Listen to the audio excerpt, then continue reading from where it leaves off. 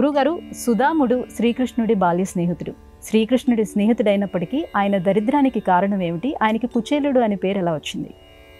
సుధాముడు శ్రీకృష్ణుడు ఇద్దరు బాల్య స్నేహితులు. సాందీప మహర్షి దగ్గర విద్యాభ్యాసం చేస్తూ ఉండేవారు. సాందీప మహర్షి భార్య వారిద్దరిని సొంత బిడ్డలలాగా ఆదరిస్తూ ఉండేది. వారికి కావలసినటువంటి వసతులన్నీ ఏర్పాటు చేస్తూ ఉండేది.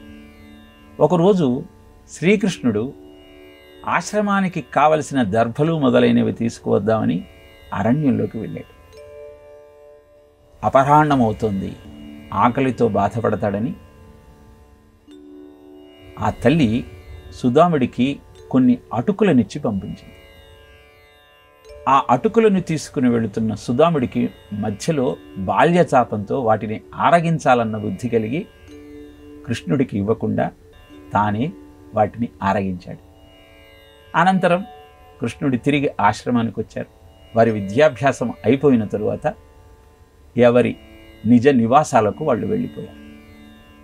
ఇలా పరద్రవ్యాన్ని తాను స్వీకరించిన పాపం కారణంగా సుధాముడు కుచేలుడిగా మారిపోయాడు.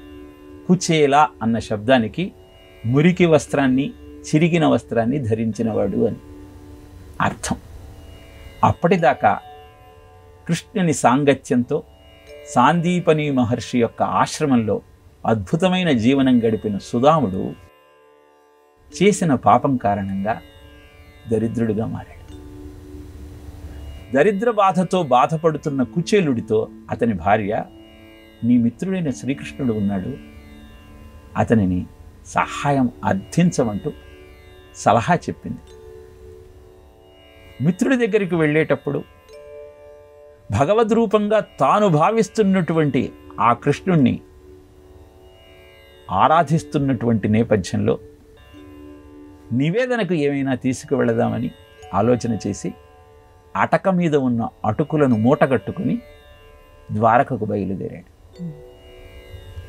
కుచేలుణ్ణి చూడగానే ఆనందంతో ఎదురేగి ఆహ్వానించి ఉచిత ఆసనమిచ్చి అర్ఘ్యపాద్యాదులిచ్చి గౌరవించాడు శ్రీకృష్ణుడు. కుచేలుడు తెచ్చినటువంటి అటుకులను ఇవ్వటానికి సందేహిస్తున్నటువంటి సమయంలో తానే ఒక గుప్పెడు స్వీకరించాడు. ఎప్పుడైతే పరమాత్మ ఒక గుప్పెడు అటుకులను ఆ కుచేలుడి నుంచి స్వీకరించాడో అప్పుడు అష్టైశ్వర్యాలు ఆయన సొంతమయ్యాయి.